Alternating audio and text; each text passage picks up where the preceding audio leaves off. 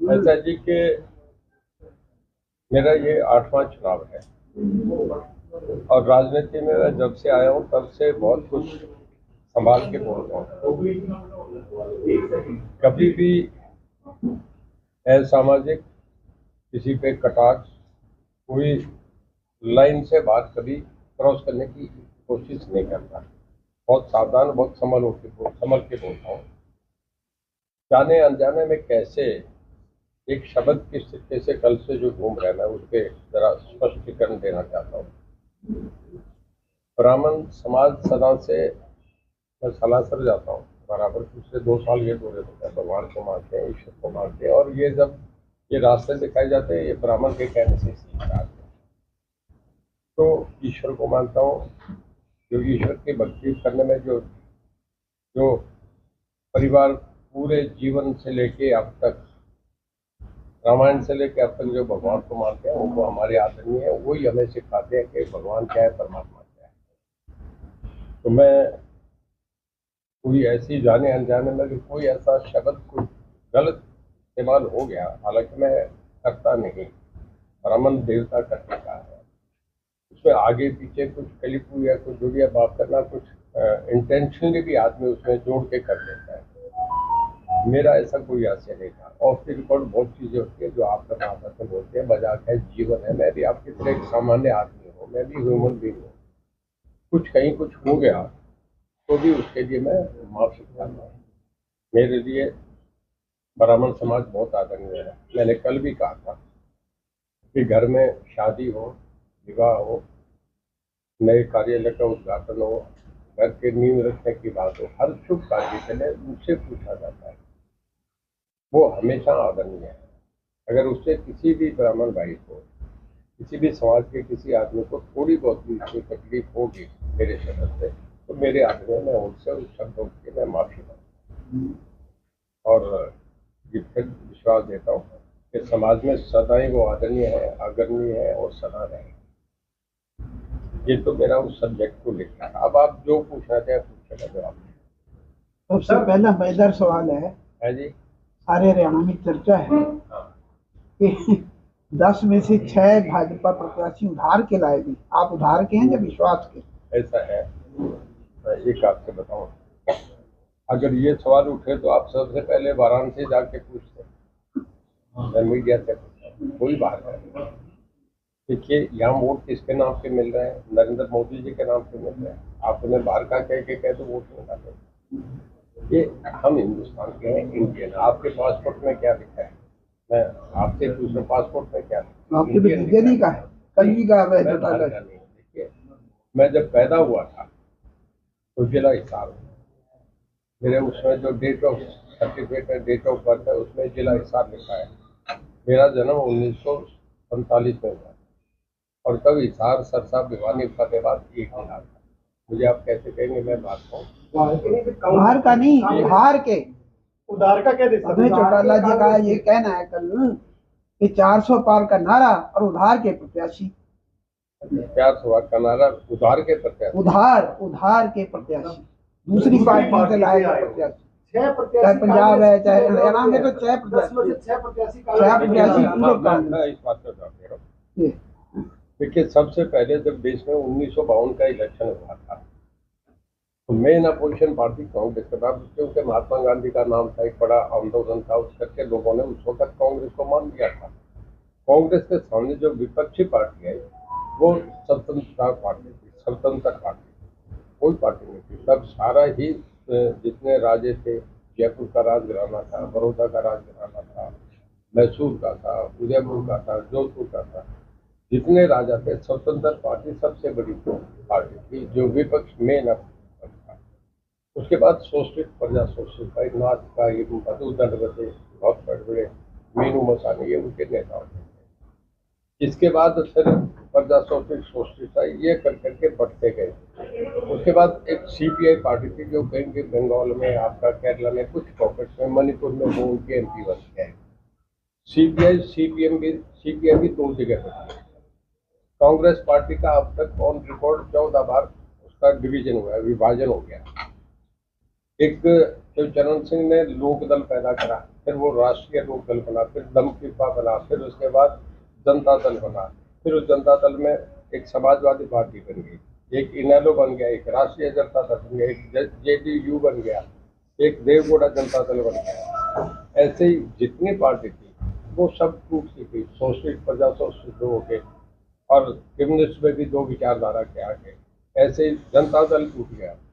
तो ऐसे जब टूटते गए तो उसके बाद बीजेपी एक पार्टी थी, पहले भारतीय जनता पार्टी, बाद में जब जनता पार्टी का विलय तो भारतीय जनता पार्टी अलग 1970 के इतिहास के बाद एक पार्टी है। ये पार्टी अकेली चलती गई, अकेला चलो हमारे से चलती गई। आस्ते आस्ते सब आते फिर एक लीडरशिप आ जाती है। कभी जेपी जब देश में आए तो जेपी तो पार्टी के आदमी थे, जेपी मूवमेंट था, जेपी के नाम के वोट पड़े थे, कोई नेता नहीं था। देश में एक नेता होता है। आज नरेंद्र मोदी देश का एक बहुत बड़ा व्यक्ति था, जो कांग्रेस के खिलाफ लोगों का विद्रोह था, उसके खिलाफ जयप्रकाश नारायण जो वो खड़े हुए, उसके बाद अब कांग्रेस के खिलाफ एक नरेंद्र मोदी जी ने देश में एक बहुत बड़ी कमाल उन्हें एक्सेप्ट कर दिया। 1952, 57, 62 में पंडित जवाहरलाल नेहरू प्रधानमंत्री बने थे। कारण था महात्मा गांधी का बड़ा कर था, जलियांवाले बाग को नहीं हुए थे, अंग्रेजों के प्रशासन के खिलाफ लोगों में एक सवाल ये व्याख्या तो बहुत लंबी है सर, आप थोड़ा सा प्लीज। नहीं वो तो सुन लेंगे, लेकिन वो उसके बाद आज जो है ना जी, नरेंद्र मोदी पहली बार एक पार्टी की सिंगल पार्टी 2014 में, 2019 में और 2024 में 3 बार प्राइम मिनिस्टर बनने की बात की जा रही है। कि बहुत बड़ा मैंडेट है, देश उनके साथ खड़े 145 करोड़ करने, तो सब चीजें छोटी होगी। उसमें आगे हर आदमी देखता है हमें नेतृत्व चाहिए, देश को इस हालात में कौन देश को आगे लेके जाता है, उसका साथ होगा। सर अभी आपने कहा था कि आपका जन्म 1945 में होता, 18 मई 1945 आपका जन्म। 18 मई में बोला ही नहीं, 45 नहीं, मैं बोल रहा हूँ सर 18 मई है, 28 मई 28 मई है। हाँ। तो उसी हिसाब से आपकी पार्टी ने एक नियम बनाया था कि 75 पार से जो एज क्रॉस कर चुके उनको टिकट नहीं देगी बीजेपी, तो आपके लिए एक विशेष रिलैक्सेशन बढ़ती गई है। लोगों को मिला, एक मेरे ख्याल में परनीत कौर है जो महाराजा पटियाला की वाइफ है, उन्हें भी अमरिंदर सिंह जी की वाइफ है, शायद उन्हें भी मिला है। ये पार्टी के निर्णय उसमें आप और हमारा को ना आपसे पूछेंगे ना मेरे से पूछेंगे, पार्टी का निर्णय पार्लियामेंट्री बोर्ड है, पार्टी की सुप्रीम बोर्ड होता है कर। अब उन्होंने मुझे कैंडिडेट मतलब मैं उनका उम्मीदवार मैं वोट मांगा, ऑफिशियली मैं उनका कैंडिडेट। सर इलेक्ट्रोल बॉन्ड का बहुत बड़ा मामला आया है, ऐसा भी मामला आया है कि ईडी से पहले कंपनियां धमकवाई गई, उसके बाद ईडी की रेड हुई, फिर वो देखिए इलेक्ट्रोल बॉन्ड देने आई और वो बीजेपी ने बुलाई। तो इस पे क्या ईडी की रेड भविष्य में भी अगर बीजेपी आती है तो ईडी वाला दुरुपयोग चलता रहेगा? इस विषय में बहुत क्लियर हो गया, सुप्रीम कोर्ट की गाइडलाइन के बाद हमारे लॉ मिनिस्टर ने सारा कुछ कह दिया गया, उससे दोबारा अनावश्यक बात कहने की। सर हिसार लोकसभा में 4 विधानसभा में मुख्यमंत्री नायब सिंह सैनी और संगठन के तौर पर प्रदेश अध्यक्ष भी मौजूद हैं, 4 प्रोग्राम कर चुके हैं वो, उसमें ना तो कैप्टन अभिमन्यु नजर आए और ना कुलदीप बिश्नोई, क्या वजह? देखिए वो आसाम के जो है प्रभारी बना के दी थी। पूरे देश में चुनाव हो रहे हैं, आसाम के चुनाव पहले हैं, उन्हें पहले जाना पड़ा, उनकी ड्यूटी है, ड्यूटी जाके संभालनी होती है। जैसे हमारे यहाँ मुख्यमंत्री जी आने होंगे, हमारे देश हैं उन्हें पहले आ गए। हमारे चुनाव अभी बहुत लंबे हैं, अभी तो 1.5 महीना पड़ा है, 2 महीना पड़ा है। तो कभी भी वही एक बार सब वर्कर्स को कह के चल के गए, आपके नोटिस में है नहीं, अगर इतनी बारीकी से आप देख रहे तो ये देख लो, वो कह के गए कि रणजीत सिंह की मदद करो, पार्टी के नेता की मदद करो, अपने वर्कर्स मीटिंग करके चले गए। कि उन्होंने नारनौल में करी है 3 दिन में। कुलदीप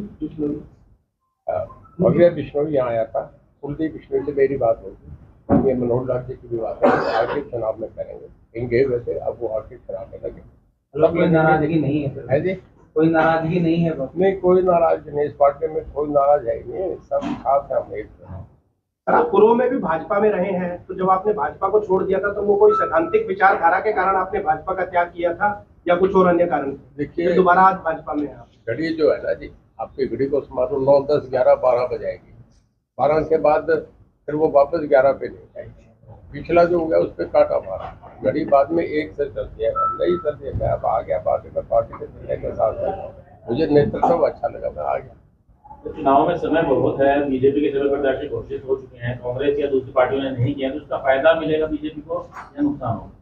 देखिए मैं आपसे बताऊं, कांग्रेस प्रत्याशी हमसे पहले घोषित हो जाता तो भी कोई फर्क नहीं पड़ना था, हमारे बाद भी घोषित हो जाए तो भी कोई फर्क नहीं था। ये मोदी साहब का एक बहुत बड़ा मूवमेंट है। इतना सब जगह आप मीडिया वाले भी जानते तो अंदर सभी आप मेरे सामने कह नहीं रहे। वो तो आपको भी पता है कि घोषित पहले हो जाए, अब हो जाए, किसी वक्त हो जाए, सीटें बीजेपी को मिलेगी, उनके नाम का वोट है मिल रहा है। भारतीय जनता पार्टी 10 की 10 सीटें। सर मध्य भारत में, लेकिन पिछली बार की अगर बात करें 2019 में उत्तर और मध्य भारत में लगभग सभी सीटें जो है जीती हैं बीजेपी ने, काफी मेजोरिटी में जीती हैं। दक्षिण भारत नहीं जीत पाया था, तो अब कहाँ बढ़ती नजर आ रही है सीटें, कहाँ बढ़ती नजर आ रही है? देखिए मैं आपको एक बता रहा हूँ, मेन फाइट कांग्रेस से रहेगी, ये आप मानते हैं। वेस्ट बंगाल में मैं 1977 की बात कर रहा हूँ। 1977 के बाद जब से जनता पार्टी आई थी, 1977 के बाद वेस्ट बंगाल, आपका उत्तर प्रदेश, बिहार और गुजरात, उड़ीसा और तमिलनाडु, इन 6 स्टेटों में पिछले 47 साल से कभी भी कांग्रेस सरकार नहीं है। समय आवे हैं बीजेपी या दूसरे अन्य दल आए हैं, तो ऐसा ऐसा कांग्रेस को तकरीबन समाप्त होगी। आप ये देखिए, उत्तर प्रदेश में 80 में से 2 सीट आती है, और उसमें भी अब के चुनाव में सोनिया जी कहे कि मैं चुनाव नहीं लड़ूंगी, और राहुल जी जो है वो अमेठी छोड़ के अपने कॉन्स्टिट्यूंसी जाके वायनाड इलेक्शन लड़ते हैं। तो आप देखो तो ऐसी डिमोरलाइजेशन तो 1970 में भी कांग्रेस में नहीं आई थी जो आज है। और हरियाणा की टिकटें अब तक डिसाइड नहीं हो पा रही, बाकी जगह की करके, तो मतलब कोई टिकट लेने को तैयार नहीं। कल हुड्डा साहब ने एक बयान दिया था, परसों की बात होगी, कि मैंने तो मेरे बेटे को लड़ा दिया, दीपेंद्र चुनाव लड़ रहा है। मैं कहूँगा अब ये आपके सुरजेवाला, रणदीप सुरजेवाला और शहजाद भी चुनाव लड़े, क्या आप भी जानते हैं वो क्यों कहना चाह रहे हैं, क्यों ऐसा कह रहे हैं? और वो कहते नहीं हाँ हम लड़ेंगे। तो आप ये देखो ना, ऐसी डिमोरलाइजेशन कभी तो कह दिए दीपेंद्र नहीं लड़ेगा तो मैं लड़ूंगा रोहतक से। हाँ कह दिया, तो कह दिया। हाँ, वो मजे ले रहे हैं इनसे कह के। सर 9.5 साल का शासनकाल बीतने के बाद भी भाजपा को विकास के नाम पर वोट ना मांग करके झोली करके वोट मांग। देखिए कोई भी किसी के मांगने जाता है तो मांगेगा, कोई बात नहीं है। वो तो खुद भी एक नारा भी है कि झोली फैला के नारो आप रहो, अपनी साधारण बात में भी कहते हैं झोली फैला के। देखिए जब अगले से किसी से मांगना है तो हमारे संस्कार है कि हम आपसे हाथ जोड़ के कहते हैं, आपसे कहते हैं, आपको विनम्र होना पड़ता है, ये हमारे संस्कार है। इसमें कोई वो फैला के, इसमें कोई भाषा लैंग्वेज नहीं होती। हर आदमी, जब आप वोटर सबसे बड़ा हमारा देवता है, उसके बाद हम कुछ भी जाके कहें तो उसे सम्मानित करने की बात। लेकिन सर आप कहते आ रहे थे कि प्रधानमंत्री नरेंद्र मोदी अमित शाह से रैली करेंगे हिसाब में, तो अब क्या उम्मीद है प्रचार के दौरान आएंगे? ये टिकट मिलने से पहले कह रहा था ना जी, हाँ जी, जब तक कोई कहते फायदे के था, एक मैंने करना था, मैंने तब देवलाल स्मृति दिवस पे करना चाह रहा था, वो अपने जो चुनाव थे जो आपके राजस्थान, मध्य प्रदेश, छत्तीसगढ़ के समय नहीं मिल सका था। अब मेरा है कि जरूर रैली तो होगी, इस वक्त होगी, कब होगी ये दिल्ली का कार्यालय और स्टेट का हमारा कार्यालय मिल के तय करेंगे। कौन आएंगे, वो दोनों में कोई आएंगे, कोई बीच का आएगा, सहायक होगा। अब जो भी होगी, अब हमारा एक ही ध्येय है कि चुनाव जीतना। सर चर्चाएं हैं कि आप समेत चौधरी देवलाल परिवार से 3 प्रत्याशी इस बार हिसार लोकसभा से चुनाव करते हैं, तो आपके चुनाव पर कोई प्रभाव रहेगा? ऐसा है कि देवलाल बहुत बड़े डेमोक्रेट है, उनके सामने मैं और ओम प्रकाश जी आमने सामने चुनाव लड़े थे। हमारे बच्चे उनका मन करेगा तो लड़ देंगे, पर हमारी जो पारिवारिक जो सामाजिक पराकाष्ठा है वो वैसे ही बनेगी, वो हम उसमें हम गाली गलौच नहीं होते। ये चुनाव है, लोग दे देंगे। अब मुझे पता नहीं वो लड़ेंगे कि नहीं लड़ेंगे, लड़ेंगे तो उनका अपना अधिकार है, लड़ते। मैंने ये कहा सर आपके चुनाव पे प्रभाव रहेगा, आपके वोट पे? मैंने आपसे एक बता दिया, कोई भी यहाँ अगर रंजीत सिंह लड़ता या कोई और भी लड़ता तो सीट तो बीजेपी। कहीं भी ऐसी पार्टी है कि जिसमें कभी किसी को लड़ा तो जीतेगा। देखिए हमारे यहाँ से सुखबीर सिंह जौनापुरिया राजस्थान से जाके जीत के आ रहे हैं, हमारे जनरल वीके सिंह गाजियाबाद से 7-7 लाख वोटों से जीते हैं। तो एक बहुत बड़ा बहुमत भारतीय जनता पार्टी के साथ चल रहा है। लोग केवल उनके नेतृत्व को वोट दे रहे हैं, वो देख ही नहीं रहे कि वोट आ रहे हैं।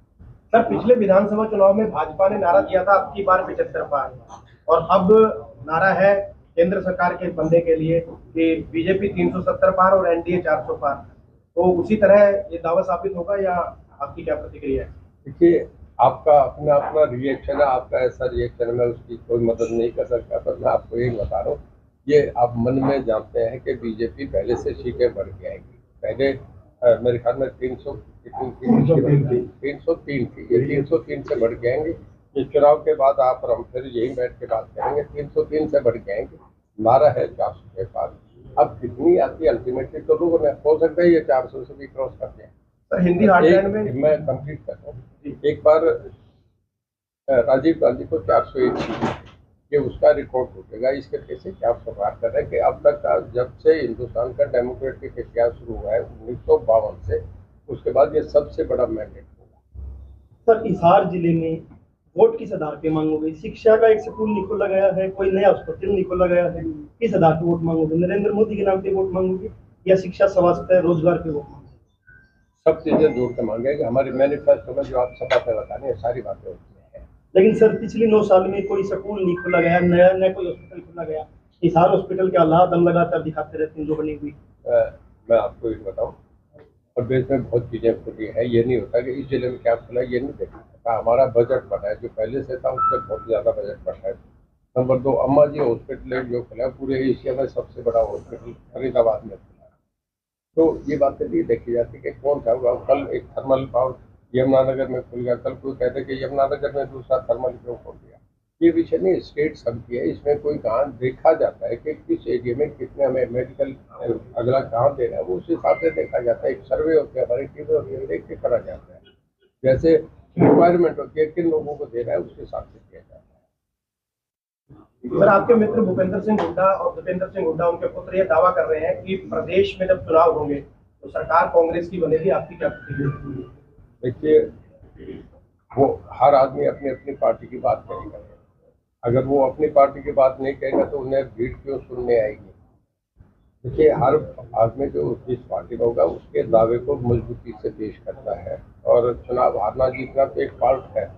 पर पिछली बार भी वो ऐसा ही कह रहे थे, चुनाव परिणाम तो लोगों ने चुनाव परिणाम तो लोगों ने दिया। लोगों में कहीं भी जाके आप खड़े होकर पूछ लें, किसी भी कॉन्स्टिट्यूंसी को कहेंगे क्या है, मतलब ये तो भारतीय जनता पार्टी जीत रही है। आप रोहतक में जाके पूछ रहे सोनीपत में, कुछ नहीं हिसार में, कि लोगों की जो वाणी है वो यही आ रही है। आपने त्याग पत्र दे दिया, एक स्टेटमेंट दी थी आप लोगों की, आजकल वायरल क्या इंटरकास्ट में क्या इंटरकास्ट बढ़ रही है और आगे जात धर्म नहीं रहेगा, है, जात धर्म नहीं रहेंगे। Intercaste community. देखिए ऐसा है, आप यूरोप में चले जाए, वाइफ जो है वो फ्रेंच है और हस्बैंड जो है वो जर्मन है। स्पेनिश वाइफ है और जो आपका पुर्तगीज है वो हस्बैंड है। मतलब वहाँ ये बातें हैं नहीं। हमारे संस्कार ऐसी बातें हैं जहाँ हम जात पात की बात करते हैं। बाकी जैसे आईटी बढ़ रही है, लोगों की इंटेलिजेंस बढ़ रही है, दुनिया आगे बढ़ रही है, लोग कैरियर बिल्डअप करने, देश का निर्माण करने में इन बातों नहीं चाहता है। ये बातें कम रहेगी समय से वैसे हिसाब। सामाजिक हालात आदमी अपने हिसाब से रखता है, ये पारिवारिक चलते रहते हैं। सर कांग्रेस से चंद्रमोहन को टिकट मिलती है तो कुलदीप बिश्नोई का वोटर आपके साथ आएगा? इसके कांग्रेस में चंद्रमोहन बिश्नोई अगर टिकट मिल जाती है तो कुलदीप बिश्नोई का वोटर आपके साथ आएगा क्या? बिल्कुल पार्टी के साथ आएगा। मैं राम प्रकाश जी 2 अलग अलग पार्टी में, मेरे बड़े भाई हैं आदरणीय, वो कहीं वोट डलवाने। देखिए मैं इससे अगले बात बताऊँ, आचार्य कृपलानी विपक्ष के सबसे बड़े नेता थे। मैं 1960 से पहले की बात है, और उनकी वाइफ जब थी उत्तर प्रदेश की चीफ मिनिस्टर थी, वो कांग्रेस की। तो एक दिन हाउस में उन्होंने कहा, दोनों एमपी थे, कहता है स्पीकर साहब मुझे घर में मुझे बीवी धमकाती है, इधर आप धमकाते हैं। मजाक की बात थी। हर आदमी का देखिए प्रजातंत्र की परिभाषा है एक लाइन की, कि जहाँ विचारों का विरोधाभास होगा उससे करना। कोई आजकल वोट डाल के कोई हस्बैंड ये नहीं कहता अपने वाइफ को उसको वोट डाल के कहता मैं वोट डाला आपको। कुलदीप बिश्नोई के वोटरों में थोड़ी नाराजगी चल रही है सर, तो उस पर आप क्या प्रतिक्रिया करोगे? चंद्रमोहन के या कुलदीप बिश्नोई के सर? नहीं, मेरे साथ है, पूरी तरह साथ है। भव्या या मंच पे थे, मुझे कह के अंकल जहाँ कहोगे प्रोग्राम बनाना मैं आपके साथ करूँगा। कुलदीप का मेरे बराबर रोज बात होती है। आपको नाराजगी उन्होंने बता दी तो मैं आपका फोन मिला के बात कराऊंगा। सर किसान मोर्चे ने मीटिंग करके फैसला किया कि बीजेपी के उम्मीदवारों का विरोध करेंगे, गाँव में घुसने नहीं देंगे। क्या इसका आपकी प्रतिक्रिया, क्या असर पड़ेगा? देखिए मैं सारे गाँव में जाके हूँ, आज भी मैं है ना तो उचाना हल्के में जा रहा हूँ। मुझे 18 सरपंच मिल रहे हैं, वो उन्हीं के चुने हुए सरपंच से मैं जा रहा हूँ, सब जगह बैठ रहा हूँ। सबसे बड़ा चुटाला गाँव में उसी में रहता हूँ, कहीं कुछ नहीं है। देखिए ये एक सामयिक मामला था, जब जिस वक्त आंदोलन खत्म हुआ तो उसी दिन सब बातें खत्म। मोदी साहब ने कह दिया था कि हमने वो एक्ट वापस ले लिया, उसके बाद कोई बात नहीं।